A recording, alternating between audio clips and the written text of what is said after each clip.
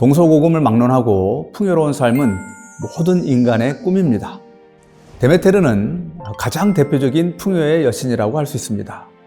데메테르 여신은 기본적으로 대지의 생산력이 의인화된 존재라고 할 수 있습니다.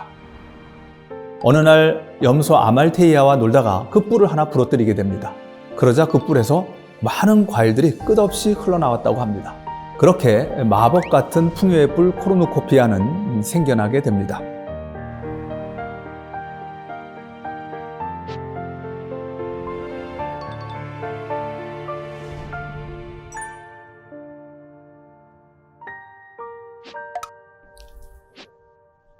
안녕하세요, 이주원입니다. 오늘은 미술가들이 사랑한 신화의 주제와 상징편 그 두 번째 이야기로 풍요와 코르누코피아에 대해 말씀드리겠습니다. 동서고금을 막론하고 풍요로운 삶은 모든 인간의 꿈입니다. 당연히 신화에도 이런 열망이 담겨 있고 미술가들은 이와 관련된 주제를 앞다투어 표현해 왔습니다. 그리스 로마 신화에서 풍요와 관련된 신들은 농경의 신인 데메테르, 포도주의 신인 디오니소스, 데메테르의 아들인 플루토스, 대지의 여신 가이아, 운명의 여신 포르투나, 풍요가 의인화된 아분단티아, 평화가 의인화된 팍스 등을 들 수 있습니다. 이 가운데 데메테르와 아분단티아를 중심으로 풍요 주제를 묘사한 작품들을 살펴보겠습니다. 지금 보시는 그림의 주인공은 데메테르도 아분단티아도 아닙니다. 바로 미와 사랑의 여신 아프로디테입니다.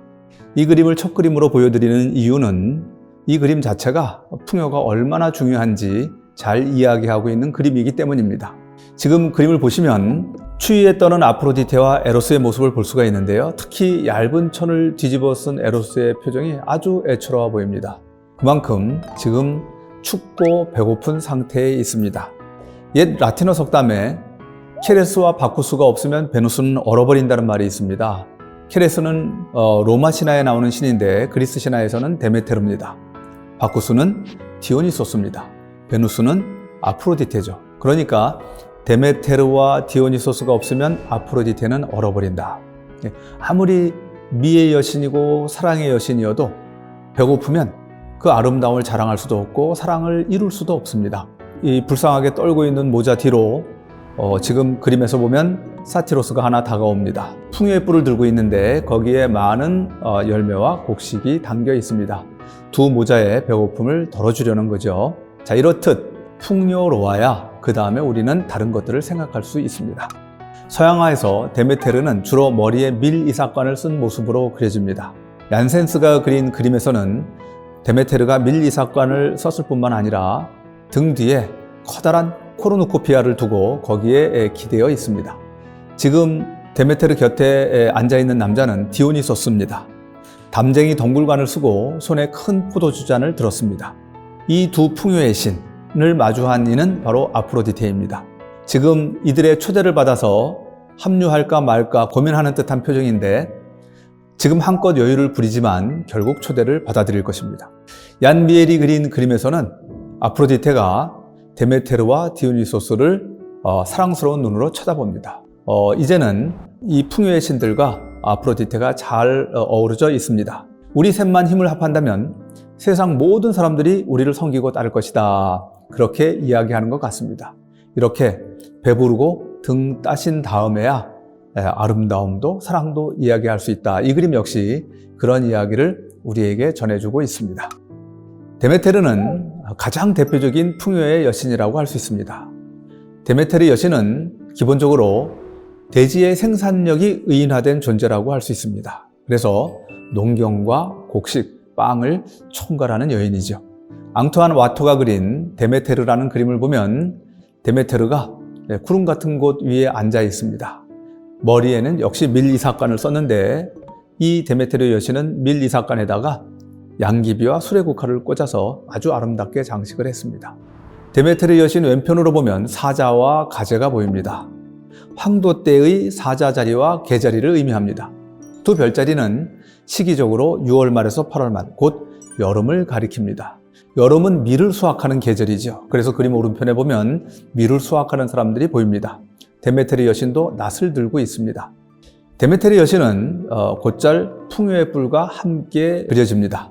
지금 루벤스와 스니더스가 그린 그림을 보면 데메테르 여신이 아주 뿌듯한 눈길로 풍요의 뿔을 바라보고 있는 모습을 볼 수가 있습니다. 이 풍요의 뿔에는 많은 과일과 곡식, 야채 같은 것이 담겨 있습니다. 쌀독에서 인심이 난다고 오른쪽에 벌거벗은 님페는 바닥에 원숭이가 먹을 것을 조르자 원하는 과일을 흔쾌히 내어줍니다. 이처럼 풍요로우면 우리는 남에게도 인심을 베풀 수 있고 세상 만사가 다 만족스럽고 평화롭게 보이기 마련입니다. 그런 풍요로운 세상을 그리고 기원하는 그런 두 화가의 마음이 잘 담겨 있는 그림입니다. 루벤스가 그린 이 그림은 풍요의 여신 아분단티아를 주제로 한 그림입니다.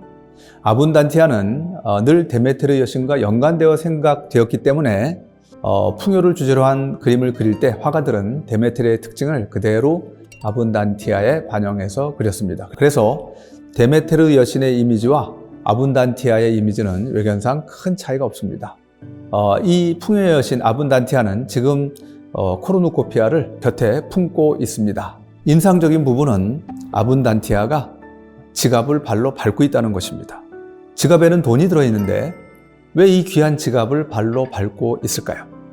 풍요는 우리에게 좋은 것이지만 그러나 우리가 지나치게 욕심을 부리면 그 풍요는 우리에게 축복이 되지 못하고 오히려 우리에게 저주가 될 수가 있습니다.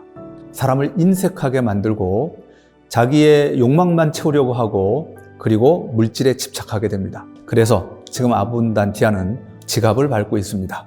풍요를 추구하되 그러나 인색한 사람이 되지는 마라. 그 이야기를 해주고 있는 그림이라고 할 수 있겠습니다. 풍요의 뿔 코르누코피아는 데메테르나 아분단티아를 그릴 때 외에 평화, 곧 팍스를 그릴 때도 그리곤 했습니다. 풍요는 평화가 정착되어야만 가능한 것이죠. 그래서 코르누코피아는 전쟁의 종식을 기원하거나 축하하기 위해서 혹은 평화를 호소하기 위해서 그려질 때가 많았습니다. 루벤스의 평화와 전쟁도 바로 그런 의식을 담아서 그린 그림입니다. 그림 오른쪽 상단에 보면 전쟁의 신 아레스가 분노의 여신과 함께 전쟁을 일으키려고 쳐들어옵니다. 그러자 투구를 쓴 아테나 여신이 막아서고 있습니다. 평화의 여신 팍스는 지금 자신의 가슴을 손으로 잡고 있습니다. 거기서 젖이 나오고 있는데 그 젖을 받아먹는 아기가 바로 그 곁에 있습니다. 그 아기는 플루토스입니다. 부의 신입니다. 그러니까 평화가 이루어져야만 부가 자라난다. 이런 메시지를 전하는 그림이고요. 그리고 사티로스가 풍요의 뿔을 들었는데 거기에는 역시 먹음직스러운 과일들이 잔뜩 있습니다. 에로스와 히메나이오스가 아이들을 지금 그 과일 쪽으로 데려오고 있습니다. 이 아이들은 영국의 아이들입니다. 화가는 이 그림을 그려서 영국 왕 찰스 1세에게 바쳤습니다. 그리고는 찰스 1세에게 부탁했습니다. 제발 영국과 스페인이 전쟁을 하지 마십시오. 당시 영국과 스페인은 아주 긴장 상태에 있었습니다. 그래서 루벤스가 두 나라가 평화롭게 잘 지내기를 바라서 영국 왕에게 이 그림을 그려서 바쳤던 것입니다. 그러면 이번에는 코르누코피아가 어떻게 생겨났는가 그 이야기를 그린 그림들을 살펴보도록 하겠습니다. 제우스는 태어나자마자 아버지 크로노스에게 잡아먹힐 뻔합니다. 어머니 레아의 기지로 공경을 피하게 되는데 레아는 어린 제우스를 크레타 섬의 이다산에서 자라도록 합니다. 님페들이 아기 제우스를 돌봐 주었는데 그중 아말테이아라고 하는 님페가 그에게 매일 염소의 젖을 먹여주었다고 합니다. 어쨌든 이렇게 염소의 젖을 먹고 자란 아기 제우스. 어느 날 염소 아말테이아와 놀다가 그 뿔을 하나 부러뜨리게 됩니다. 그러자 그 뿔에서 많은 과일들이 끝없이 흘러나왔다고 합니다. 그렇게 마법 같은 풍요의 뿔 코르누코피아는 생겨나게 됩니다. 투생을 추종하는 화가가 그린 아기 제우스에게 염소의 젖을 먹이는 님페들이라는 그림을 보면 그림 아래쪽에 님페 하나가 아기 제우스에게 젖을 먹이고 있습니다. 그런데 가만히 보니까 그 젖을 담은 그릇이 뿔의 모양입니다. 그리고 이 님페 곁에는 염소가 보입니다. 이렇게 아기 제우스는 염소의 젖을 먹고 자랐습니다. 그리고 염소와 장난치다가 그 뿔을 부러뜨렸고 그리고 그 뿔이 코르누코피아가 되어서 풍요의 결실들을 우리에게 보여주게 되었습니다. 그런가 하면 풍요의 뿔이 헤라클레스로부터 기원했다 하는 이런 이야기가 있습니다. 그 이야기를 그린 그림이 헤라클레스에게 패한 아킬레우스라는 그림입니다. 헤라클레스는 아름다운 여인 데이아네이라를 두고 강의 신 아킬레우스와 결투를 벌인 적이 있습니다. 이때 아킬레우스는 재주를 부려서 처음에는 뱀이 됐다가 다음에는 황소로 변신을 했습니다. 헤라클레스는 황소로 둔갑한 아킬레우스를 완력으로 바닥에 내다 꽂은 뒤에 그 뿔 하나를 부러뜨려서 승리를 쟁취하게 됩니다. 님페들이 이 뿔에 과일과 꽃을 가득 채워서 신들에게 바침으로써 코르누코피아가 비롯되었다는 이야기입니다. 지금 그림을 보면 맨 오른편에 황소가 보입니다. 그런데 뿔 하나가 지금 잘라져서 없습니다. 그림 아래쪽에 님페들이 그 잘린 뿔에다가 꽃을 그리고 과일을 잔뜩 담는 모습을 볼 수가 있습니다. 풍요의 뿔 코르누코피아는 서양 문화권 여러 지역에서 오랫동안 평화와 번영을 상징하는 디자인 요소로 빈번히 활용되었습니다.